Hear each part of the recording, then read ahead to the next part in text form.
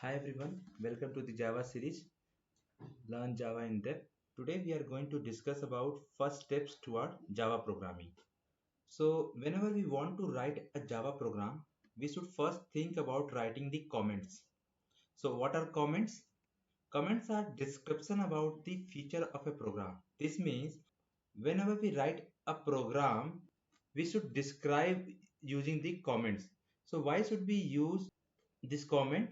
Because it will help other to easily follow our code. This means readability and understandability of a program will be more. If a program is understandable, then only it can be usable in a software. So let's say if other member of the software development team cannot understand our Java programs, then they may not be able to use it in a program, right? And will reject it. So writing comment is compulsory in our program. Remember, it is a good programming habit. So basically there are three types of the comments in Java. So first is single line comments. So these comments are for making a single line as a comment. These comments start with the double slashes. So if you can see, for example, double slashes, and this is my comment of one line. And second is multi-line comment. These comments are used for representing a several line as a comment. So we can start with the slash star and then write comments. Let's say this is the line 1, then line 2, and so on. And at the end, we need to write as star slash to end these comments. And third one is Java document comments. These comments start with the slash double star and write the statement, list of the statement basically, and end with star slash.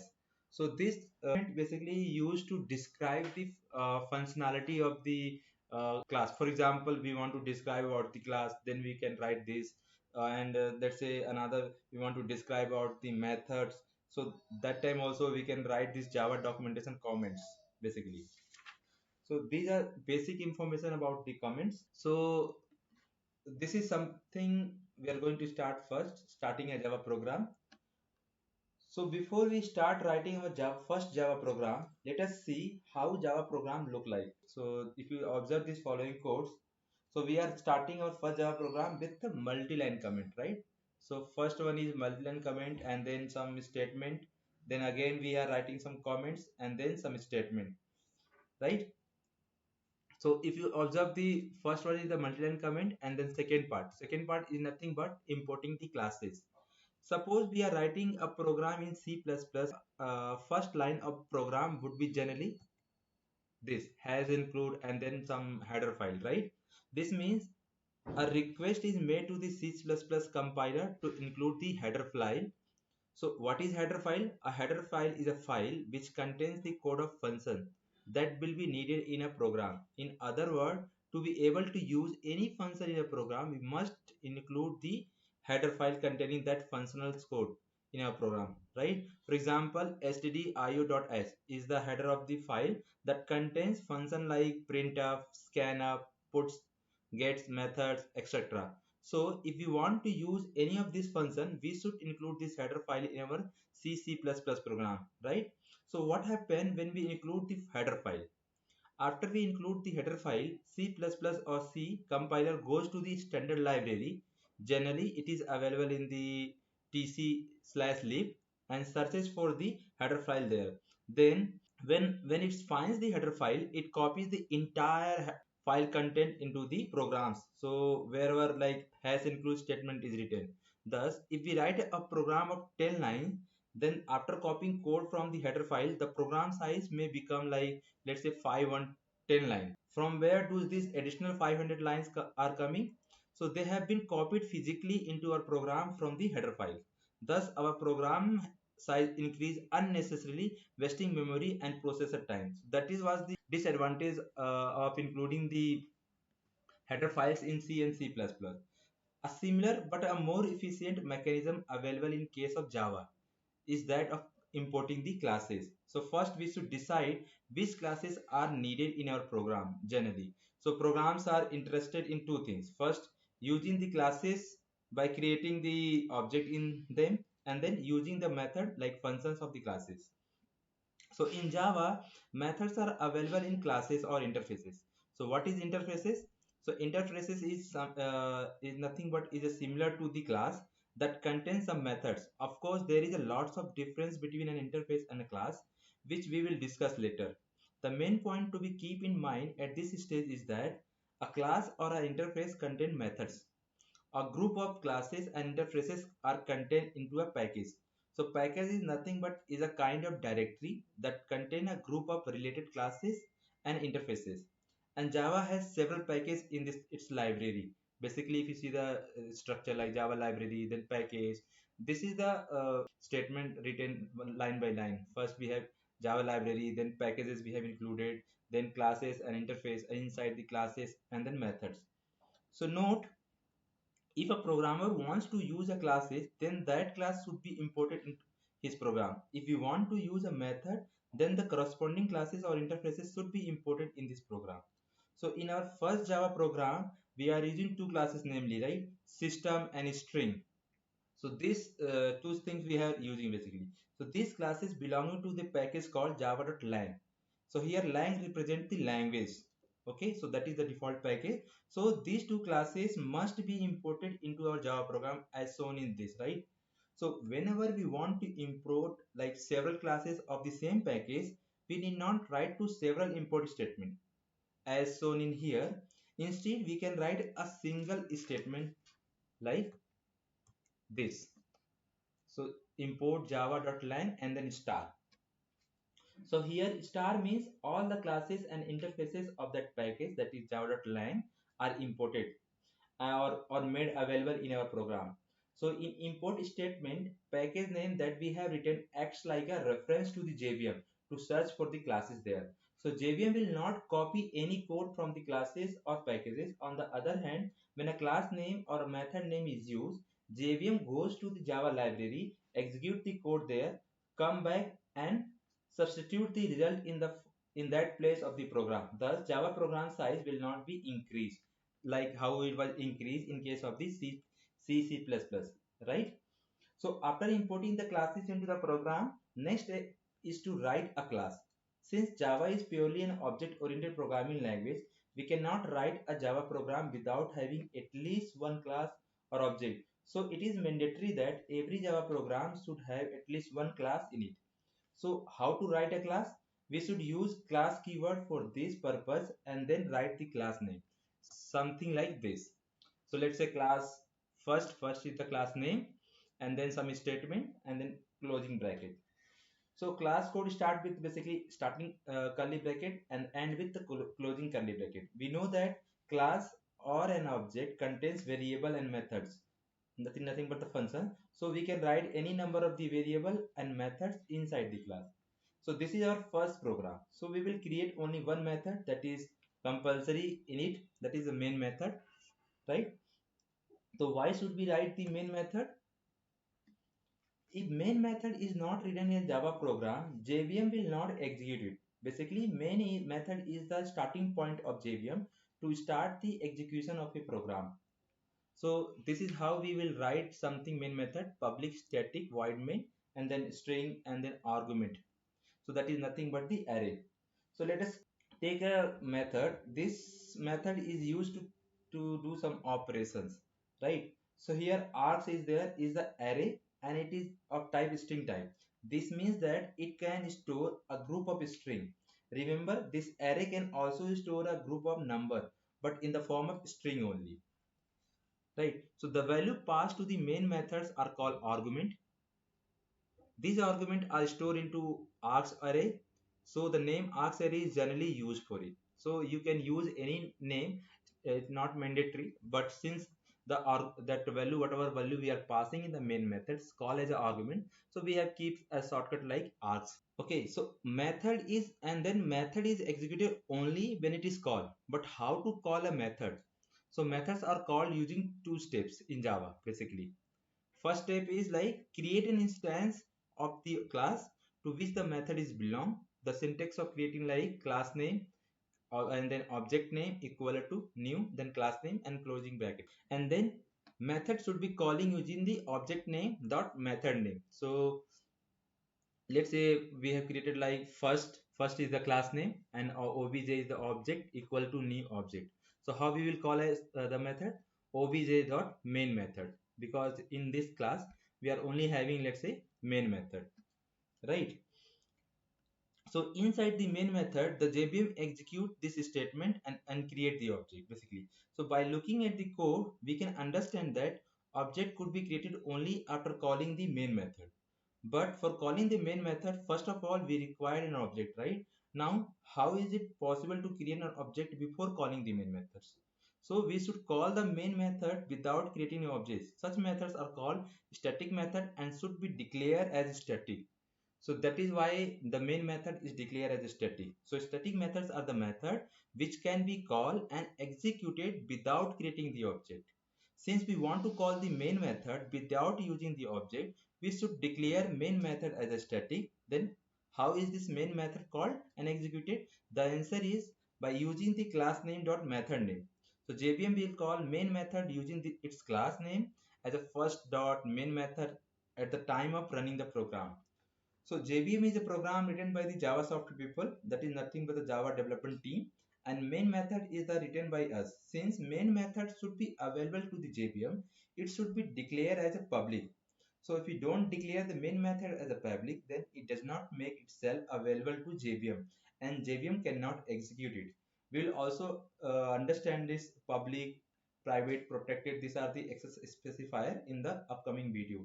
So the main method should be always written as here like this, right? Public static void main string and then argument as an array. So this is the standard format that is predefined, and if at all we want to make any changes, we can interchange the public and static and write it as this: static before the public and then public static, I mean static public void main and then this. Other than this cannot change it, right? Otherwise it will throw the error. Okay, so till now, according to our discussion, our Java program, something that we have seen, right? Fully these programs, right? So our aim of writing this program is just to display a string that is nothing but welcome to Java, right? In Java, print method is used to display something on the monitor. So we can write like whatever print method we have written, like this: print welcome to Java, right? But this is not the correct way of calling the method in Java. A method should be called by using the object name dot method name, right? That what we have discussed. So to call the print method, we should create an object to class to which print method belongs. So basically, print method belongs to print stream class. So we should call this print method by creating an object to print stream class, like this, right? This is the way we can create the object and then call it. But as it is not possible to create the object to print stream class directly, so an alternative is given to us. That is, we can call this method using the system.out, like this: system.out.print and then this. So what is the system is here? So system here is the class name and out is the static variable in the system class. So out is called a field in system class. So when we call this, I mean when we use this field, print stream class object will be created internally. We'll see how the why the print stream object we cannot create it in later point some video. Okay, so we can call this print method like this: system.out.print, that is to format to print something. So here we are printing like welcome to Java, right? Basically this object by default represents the standard output device that is going to be displayed in the monitor: welcome to the Java. So let us see in action how we can create write a Java program basically, and whatever the Java program that we have written, how to write it actually, and so in some editor. So today basically I'm going to use some editor that is called Eclipse, and then here we can go to the Java project. So just create some Java project like sktech core Java, and then choose the any of the Java version. Let's say I'm choosing that 11, or we can choose anything older than this. So let's make it Java 8 basically, and then finish it, and then go to here. So inside the SRE only, I mean src only, we need to write all the Java programs basically. So just how to write the Java program, basically we need to create, go to new and then class. So first thing we know, right, Java is object oriented, so everything in Java is object or class. So we first create the class. So let's say class name we given like what we have given as a first, right? So give the name here first, and inside the first, what was the next statement? So if you see package name, since we have selected like SKTech Core Java, automatically is taken here. Package name is the first statement, and then there should be some import statement that we saw in previous video, I mean previous section. So let's see what was there inside that. So there is something called public static void main. Public static void main, this is the standard format, and there it was like system dot out dot print, right? And here the statement was something like welcome to Java, and there was some import statement also, right? So it was like something like import java.lang, and we have discussed about this. So if we want to include multiple classes in the same package, we can write like something star, so it will include. So here if you see this, what it is saying, the import statement java.lang is never used. That is some warning, because as of now we have not used that packages, because this is the default one. Even if you don't include it, Java automatically import it. So let's say we have imported it, and then in this one and right click, then here some option will come like run Java application. Click this. I think we have not saved it. So here what, so this is the standard console, that whatever the statement that we have written here, welcome to Java, it has print, right? So this is the simple basic simple program to display a message. Now let's write another Java programs. We will basically write couple of programs in upcoming video. So for now let's write another simple Java program to find sum of two numbers. So you know, if you use any calculator, so if you want to find sum of two numbers, we need to provide two numbers, like, so in Java also, let's say how we can do. So let's go here again, create the some another class.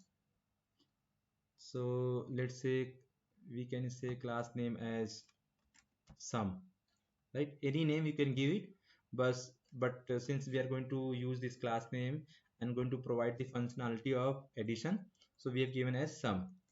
So the first statement here, what was the method name? That is the mandatory, basically public static void main, and here should be the string args. So you can give any name, basically you can give ar also. So if you want to write the Java program to find the sum of two numbers, so we need to give two number. So those two number, how it will store Java? So that is basically stored as part of the variable. So as we have discussed earlier in the theory section. So as per the standard, we will write some informations. So this is a single line comment that I'm going to write, and going to write some statement like variables. So here basically we will define like something int, because we want to add something, so that is something should be as a number. So number represent in Java as an integer, float. So basically we have written like int here. So int x and y. About this syntax and all, we will discuss in detail later point of time. So just now we just think like we have two variable x and y, right? Then we'll write some comments to store the value into variables, so that each statement will be self explanatory to understand what is the meaning of writing this statement in Java, and then what is the meaning of another statement, like let's say x equal to we have given as 10, right? And y equal to, let's say we have given as 25. Then we'll do something like calculate sum and store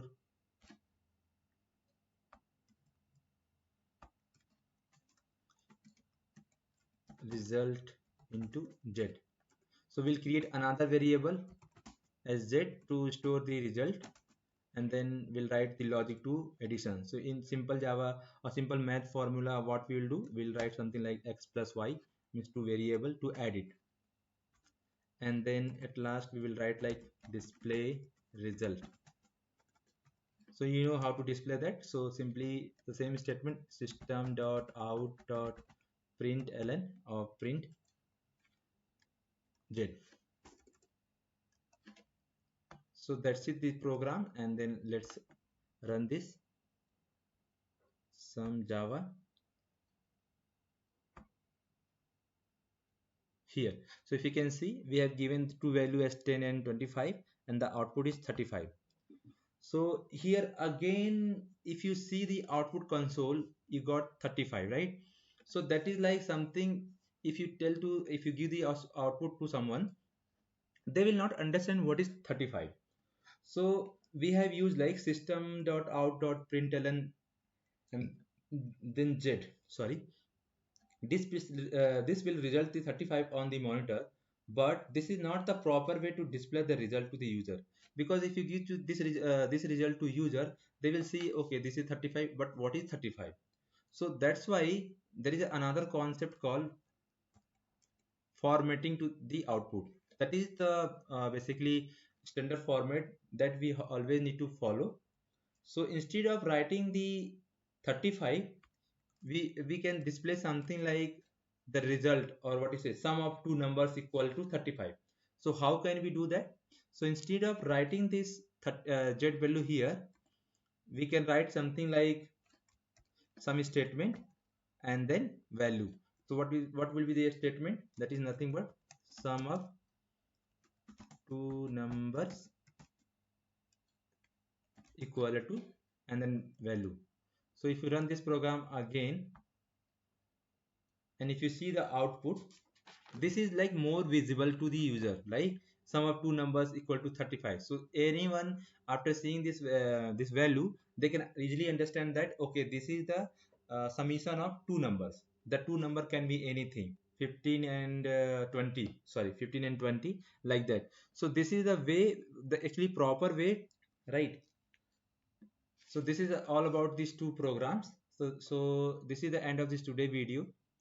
So as we have discussed, after every video, we are going to discuss some interview questions, right? So here are some important interview questions as per the today's video. So let's see what is the first interview questions. That is, what is an API document? So as you know already, what is the API document? API document is nothing but whatever the comments that we have used, right? So an API document is a something like HTML file that contains description of all the feature of a software or a product or a technology. So API document is helpful for the user to understand how the software or technology is used. Basically, so that's why we are always going to recommend to use the comments, so that each and every line will be clearly visible. Like how we have written these Java programs, and here we have written this statement like variable. So anyone, if they are going to see any other developer, they will easily understand okay, these are the variables. Then what is this two statement? This is something like storing value into variables. So these are the variable x and y, and this is something, it is storing the value, right? And then similarly like this. So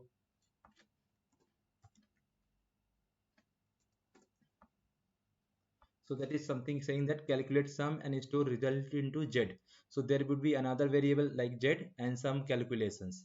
So this is the a good way to make them understand or make them documented. So next question is, what is the difference between has, include and import statement? So has include directive makes the compiler to go to the C and C++ standard library and copy the code from the header files into the program. So as a result, program size increases, right? Thus wasting the memory and processor time, because it include everything. Even though you use the only one class, it going to include all the classes information which is belonging to that basically import statement. And what is about the import statement that is in the Java? So import statement makes the JVM to go to the Java standard library, execute the code there, and substitute the result into the program. So here no code is going to be copied, and hence no waste of memory or processor time. So import statement is efficient mechanism than has include. What is then third question is, what happen if string args is not written in the main method? So you know, right, we have discussed like this, a public static void main and then string args is the standard format that we have to give, that is the entry point for the JVM. So what happen if you don't write that, right? So when main method is written without string args, something like public static void main without using the argument, the code will compile because JVM come into the picture at the runtime. But JVM cannot run the code because it cannot recognize that main method as the method from where it should start the execution of the Java program. Remember, JVM always looks for the main method with the string type array as a parameter. So that's why public static void main and then string argument is the mandatory things. When it is going to call the main method, it will not find it because the structure of the main method has been changed if you have not given the string argument. Now the fourth question is, what is the difference between print and println method? So here if you see, we have used print, right? So there is another method also that is called println, right? So let's see what is the difference. So basically both methods are used to display the result of the monitor, but print method always display the result and retain the cursor in the same line. So if you see, as of now we have used print, right? So if you see the cursor, it is pointing to the last, right, in the same line. But if you use the println, what will be the impact? Let's run this program and see. Basically cursor will move to the next line. So if I am clicking here, if you see println, so basically this is not visible clearly. See, if you see, cursor is pointing to the next line also. So what is the useful basically? So instead of writing like sum of the two numbers equal to z, it is writing in the same line, right? And if you want to write in the different line, what we can do? We can give the next line also. So by default, this is something cursor is going, but we have whatever we have written here, it is going to print two lines. First line of the statement and second line is automatically the next line. So there is another way also we can use it. Basically, if you provide it here as slash n, so slash n is going to be make automatically the next line.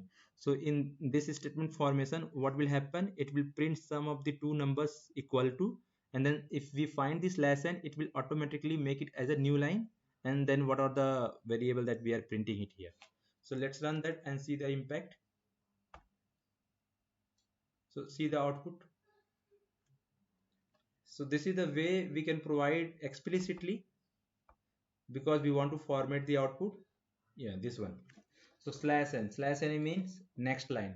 Similarly, if you give the slash t, it will be something like horizontal type space. And likewise, these are the some important things that if you want to format your output, you can use it.